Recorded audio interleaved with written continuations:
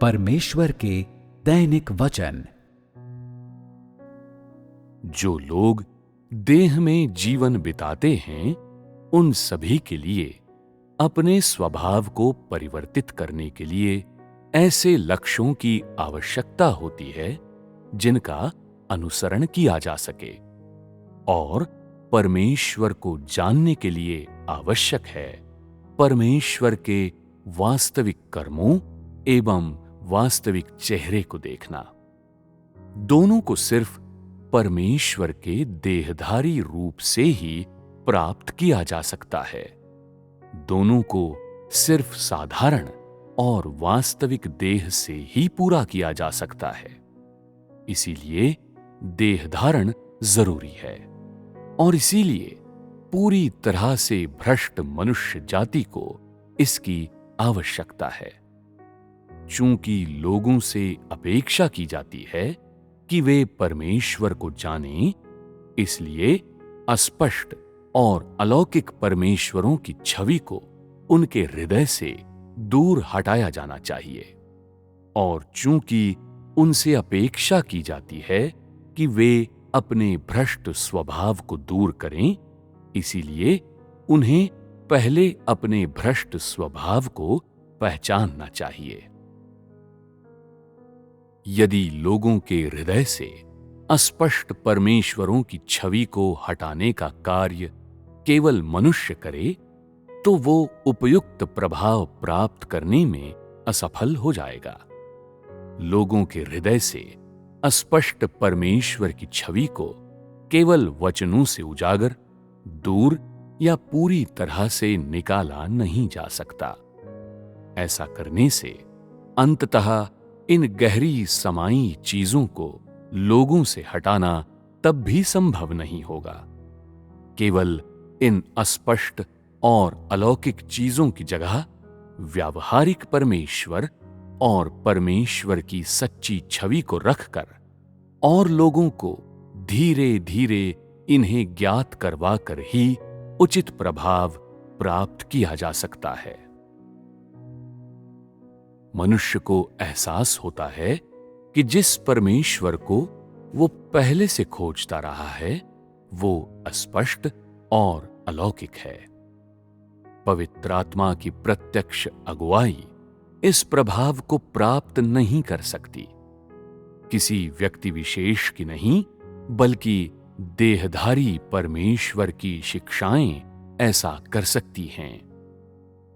मनुष्य की धारणाएं तब उजागर होती हैं जब देहधारी परमेश्वर आधिकारिक रूप से अपना कार्य करता है,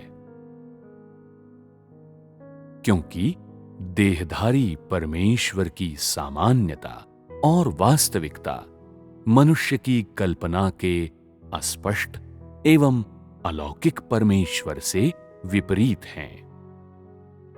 मनुष्य की मूल धारणाएं तो तभी उजागर हो सकती हैं जब उनकी देहधारी परमेश्वर से तुलना की जाए। देहधारी परमेश्वर से तुलना के बिना मनुष्य की धारणाओं को उजागर नहीं किया जा सकता।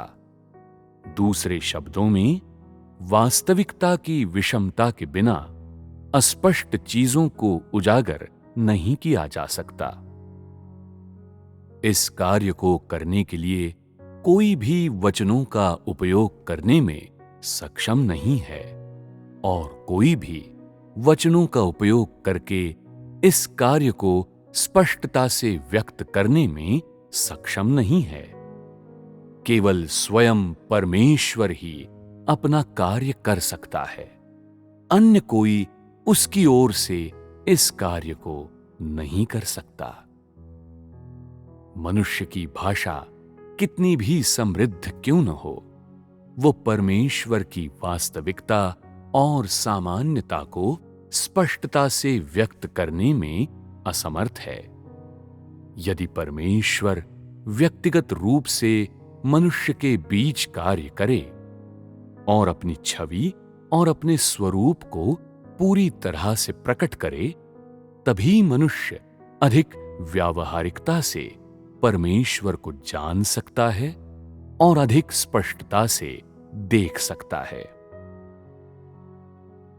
इस प्रभाव को कोई हाड़ मांस का इंसान प्राप्त नहीं कर सकता।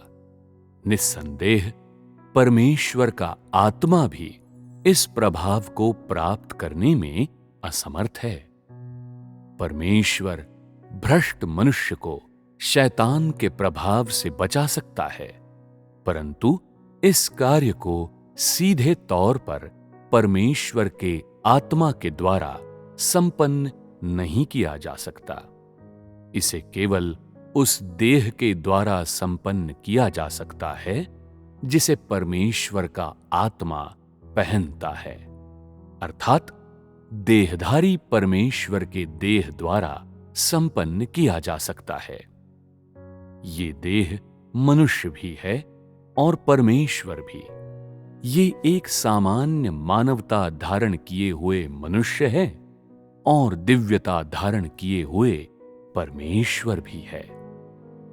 और इसलिए हालांकि ये देह परमेश्वर का आत्मा नहीं है और पवित्र आत्मा से बिल्कुल भिन्न है, फिर भी वो देहधारी स्वयं परमेश्वर है जो मनुष्य को बचाता है, जो पवित्र आत्मा है और देह भी है। उसे किसी भी नाम से पुकारो, आखिर वो है स्वयं परमेश्वर ही जो मनुष्य जाति को बचाता है, क्योंकि परमेश्वर का आत्मा देह से अविभाज्य है और देह का कार्य भी परमेश्वर के आत्मा का कार्य है। अंतर बस इतना ही है कि इस कार्य को पवित्र आत्मा की पहचान का उपयोग करके नहीं किया जाता, बल्कि देह की पहचान का उपयोग करके किया जाता है। सीधे तौर पर पवित्र आत्मा द्वारा किए जाने वाले कार्य में देह धारण की आवश्यकता नहीं होती, और जिस कार्य को करने के लिए देह की आवश्यकता होती है उसे पवित्र आत्मा द्वारा सीधे तौर पर नहीं किया जा सकता। उसे केवल देहधारी परमेश्वर द्वारा ही किया जा सकता है। इस कार्य के लिए इसी की आवश्यकता होती है और भ्रष्ट इंसान को भी इसी की आवश्यकता है। परमेश्वर के कार्य के 3 चरणों में पवित्र आत्मा द्वारा केवल एक ही चरण सीधे तौर पर संपन्न किया गया था और शेष 2 चरणों को देहधारी परमेश्वर द्वारा संपन्न किया जाता है, न कि सीधे पवित्र आत्मा द्वारा। पवित्र आत्मा द्वारा व्यवस्था के युग में किए गए कार्य में मनुष्य के भ्रष्ट स्वभाव को परिवर्तित करना शामिल नहीं था और न ही इसका परमेश्वर के बारे में मनुष्य के ज्ञान से कोई संबंध था। हालांकि अनुग्रह के युग में और राज्य के युग में परमेश्वर के देह के कार्य में मनुष्य का भ्रष्ट स्वभाव और परमेश्वर के बारे में उसका ज्ञान शामिल है और उद्धार के कार्य का एक महत्वपूर्ण और निर्णायक हिस्सा है। इसलिए भ्रष्ट मनुष्य जाति को देहधारी परमेश्वर के उद्धार और प्रत्यक्ष कार्य की और भी अधिक आवश्यकता है। मनुष्य को इस बात की आवश्यकता है कि देहधारी परमेश्वर उसकी चरवाही करे, उसे समर्थन दे, उसका सिंचन और पोषण करे, उसका न्याय करे, उसे ताड़ना दे। उसे देहधारी परमेश्वर से और अधिक अनुग्रह तथा बड़े छुटकारे की आवश्यकता है।